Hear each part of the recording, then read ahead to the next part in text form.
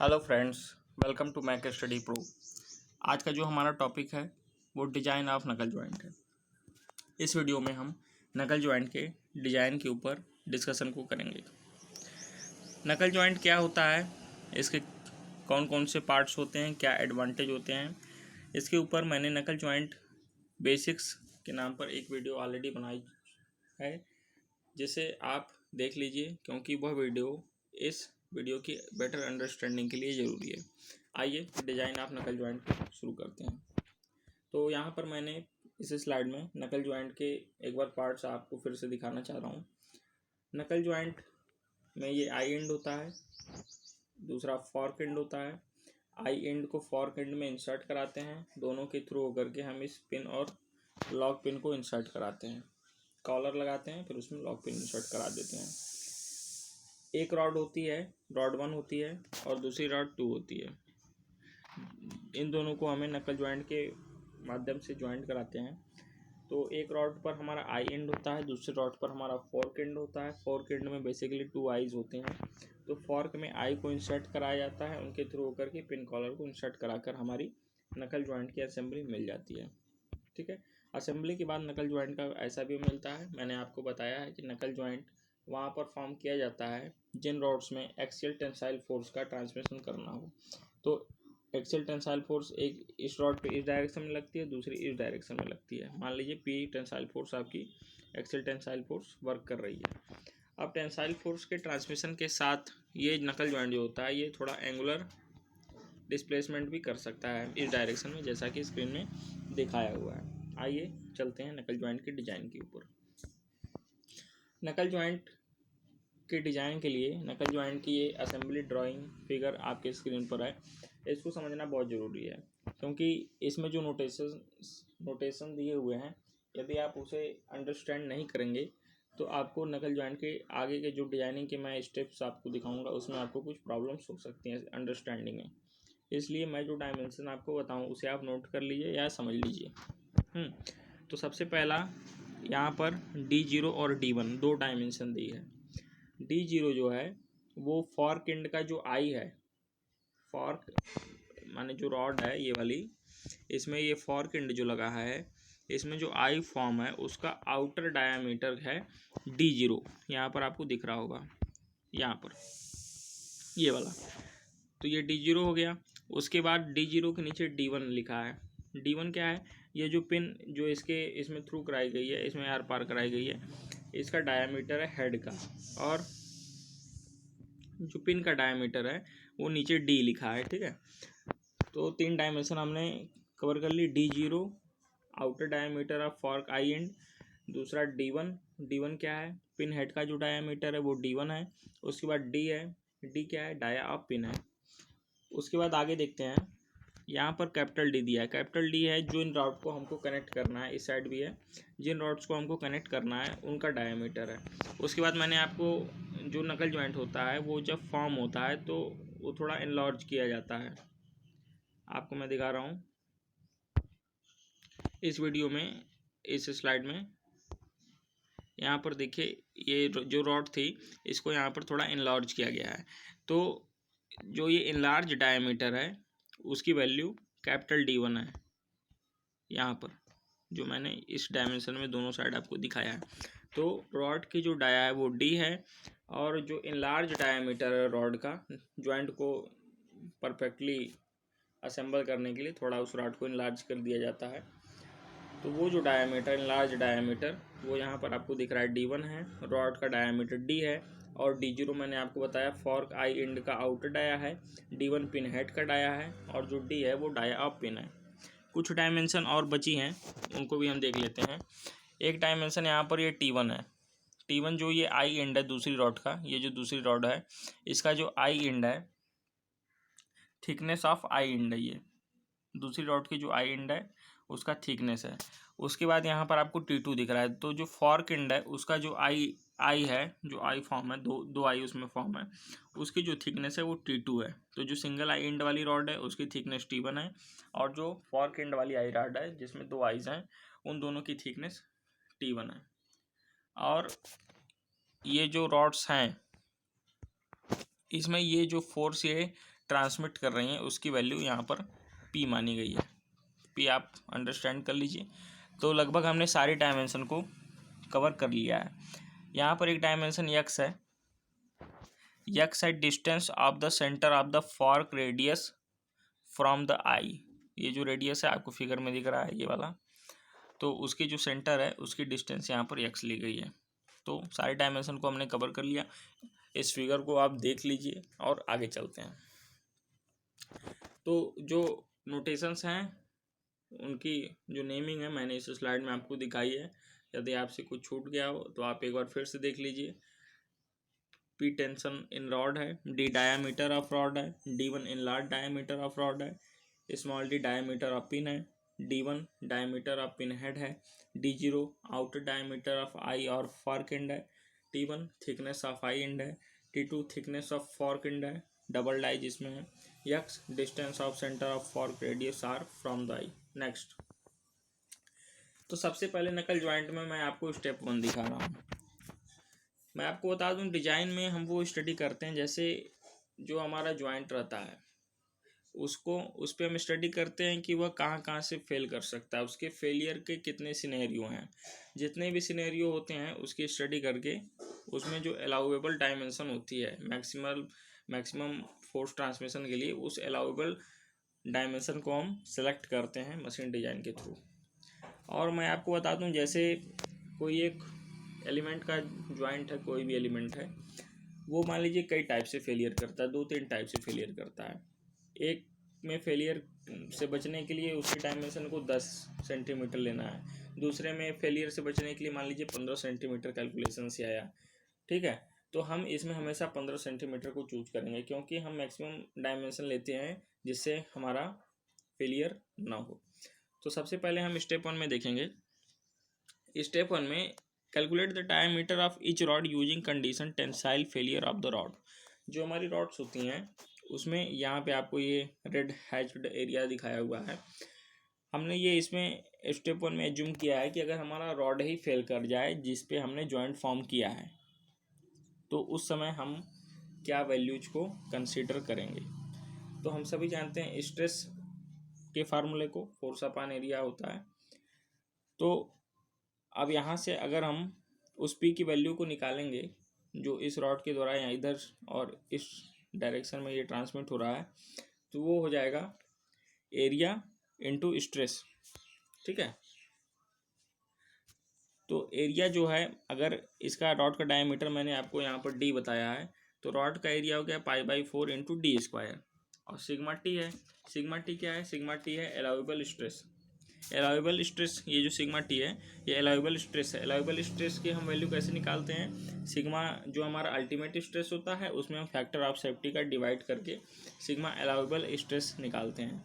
अब sigma allowable stress को ही यहाँ जो डिजाइन का सिनेरियो जितना भी हम डिस्कशन करेंगे उसमें जो सिग्मा की वैल्यू है वो अलाउएबल स्ट्रेस की ही है, क्योंकि हम जानते हैं कि जो अलाउएबल स्ट्रेस होती है वो जो एक्चुअल स्ट्रेस आती है फंक्शनिंग के दौरान वो हमेशा उससे ज़्यादा बराबर या ज़्यादा ही रहती है जिससे फेलियर से बचा जा सके।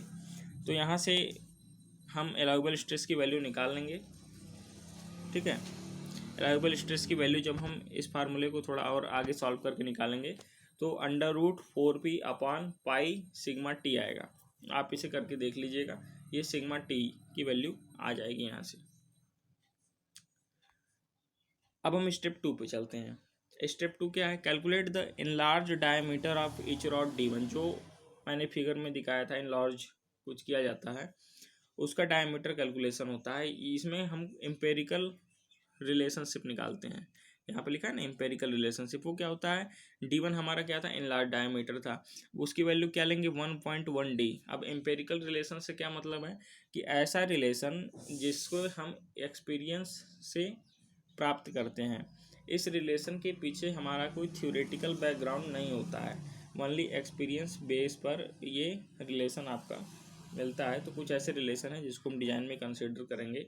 तो मैं उसको यहाँ पर लिख दिया हूँ, D1 बराबर 1.1 D होता है। और स्टेप 3 में जो डायमेंशन T1 और T2 है, T1 क्या है, T1 जो आई एंड की जो थिकनेस है वो थी, T2 जो फॉर्क एंड में डबल डाई हैं उनकी थिकनेस थी। तो T1 की वैल्यू 1.25D और T2 की वैल्यू 0.75D। ये एम्पेरिकल रिलेशंस हैं, मैंने बताया ये एक्सपीरियंस के बेस पर मिलते हैं। तो इनसे हम, चूँकि हमने डी स्टेप 1 में कैलकुलेट कर लिया, रॉड का डायमीटर हमने फार्मूले में देखा था वहाँ पे, तो हमें जब वो पता है तो हम इस एम्पेरिकल रिलेशन से D1, T1 और T2 की वैल्यू निकाल लेंगे। तो यहाँ तक स्टेप 3 की बात हो गई। अब चलते हैं स्टेप 4 पर। स्टेप 4 में calculate the diameter of the pin by shear consideration and bending consideration and select the diameter whichever is maximum. अब जो हमारी पिन होती है वो दो टाइप से फेल कर सकती है। एक तो शियर फेलियर हो सकता है, दूसरा पिन में बेंडिंग फेलियर हो सकता है। तो ये हमारी पिन है, ये अगर फेल करेगी तो उसकी मैंने आपको इस स्लाइड में सिनेरियो दिखाया है।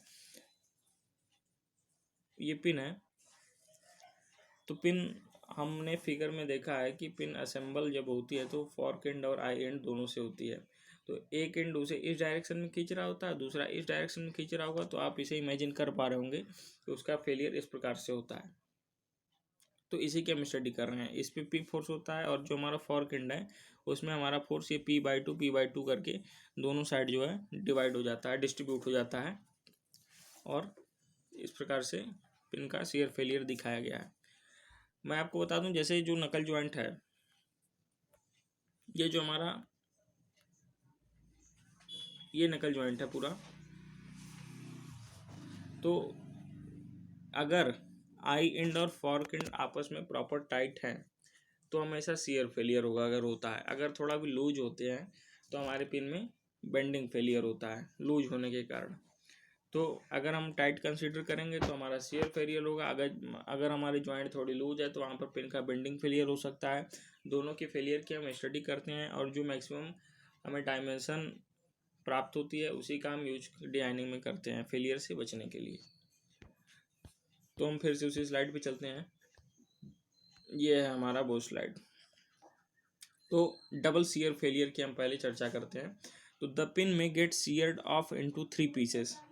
3 पीसेस है, जैसा कि इसमें दिखाया वही वही उस स्लाइड में है। 3 pieces shown below. Since the pin breaks at 2 places it called double shear. अब हम इस फिगर में देखते हैं ये वाला जो हमारा शियर हुआ है इसमें दो एरिया है। एक तो ये ऊपर वाला है, एक ये ऊपर वाला है और एक इसके यहाँ पे नीचे में होगा। तो यहाँ पर हमें दो एरिया मिलते हैं, इसलिए शियर के दो एरियाज मिलते हैं, इसलिए हम इसे डबल शियर कर रहे हैं।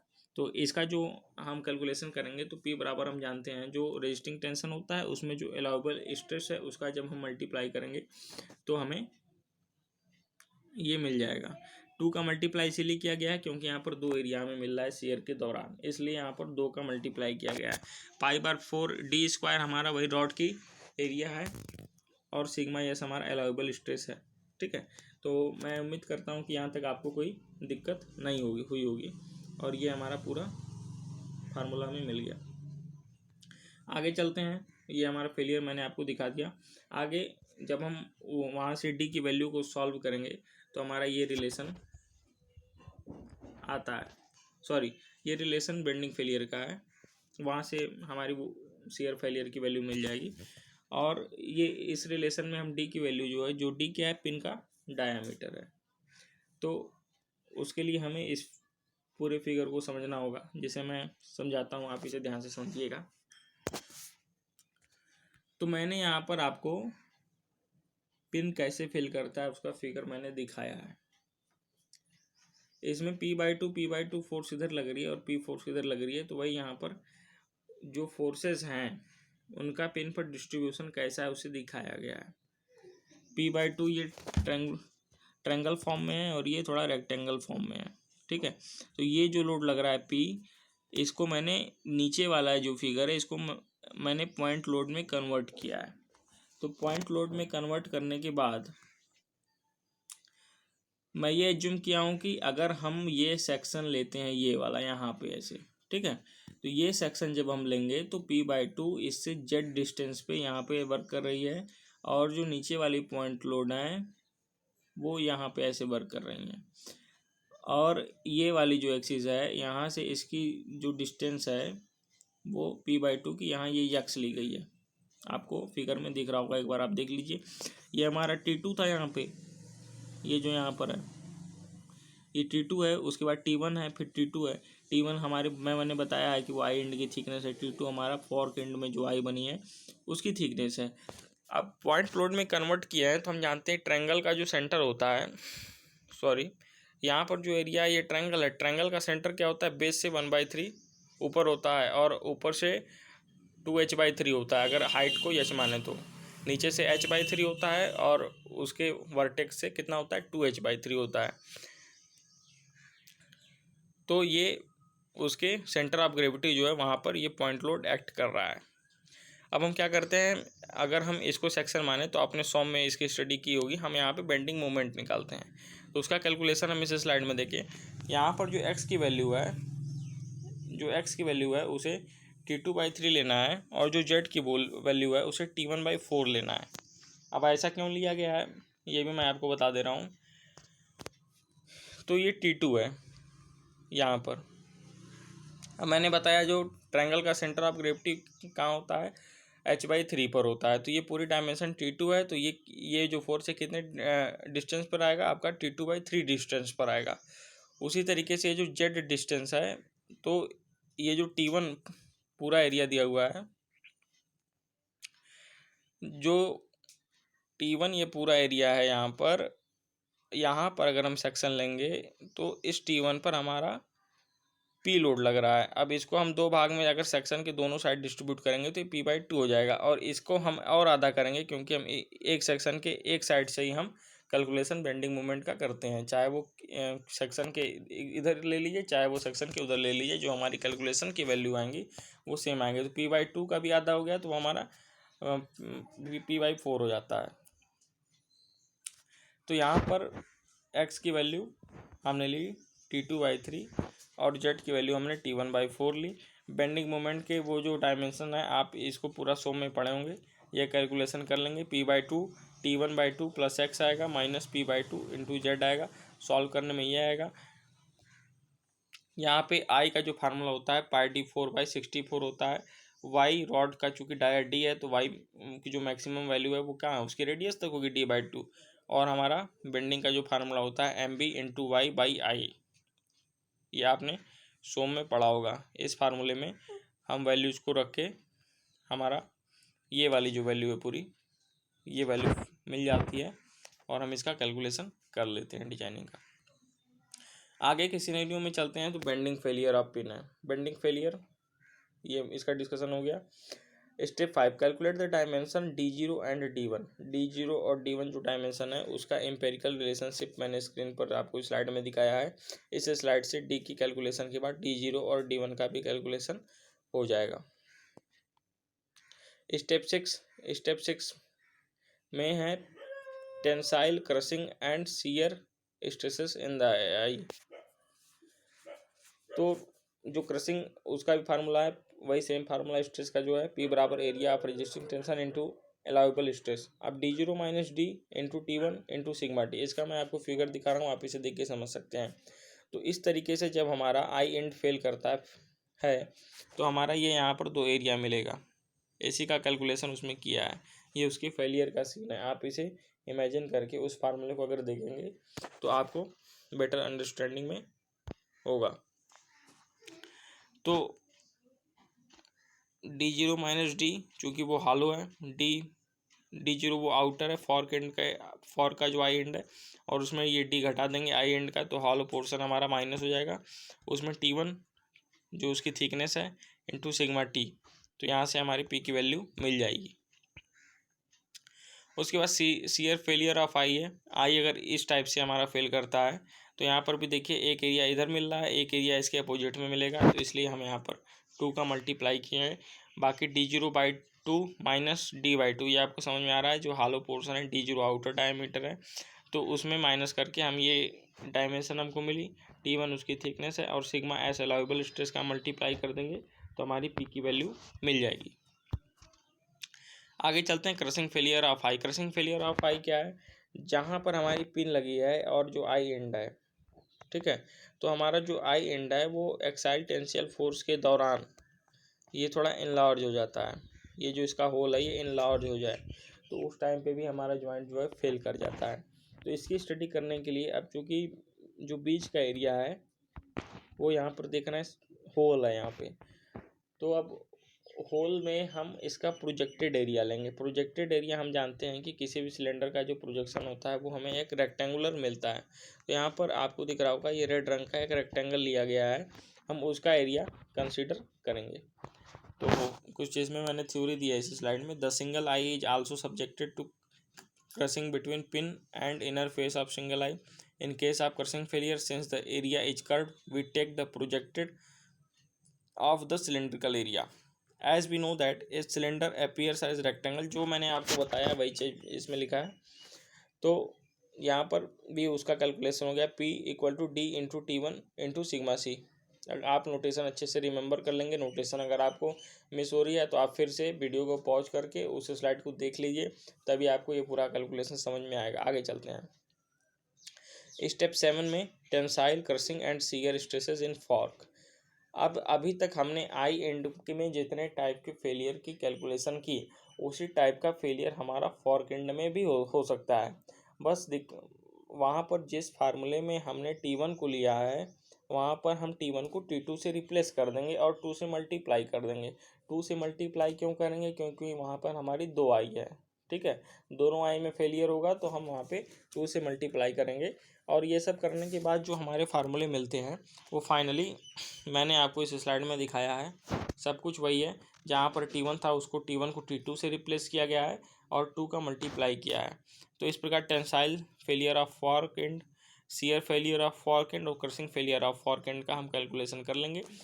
तो यहाँ पर हमारा जो नकल जॉइंट की डिजाइनिंग का जो डिस्कशन था वो ख़त्म होता है, और इसमें हमने पूरा नकल जॉइंट का डिजाइन कैसे होता है, डिजाइनिंग का पर्पज़ यही है कि अगर आपको शियर एरिया जो कैलकुलेशन होता है जहाँ पर फेलियर होता है उसका अगर आपको शियर एरिया का कैलकुलेशन करना आ गया है तो आप डिजाइन के अच्छे से समझ सकते हैं। तो अगर आपको न समझ में आया हो तो फिर से इस वीडियो को देख लीजिएगा, और इसी तरीके के इंटरेस्टेड वीडियो के लिए आप हमारे चैनल को सब्सक्राइब लाइक कर सकते हैं। तो वीडियो को देखने के लिए थैंक यू।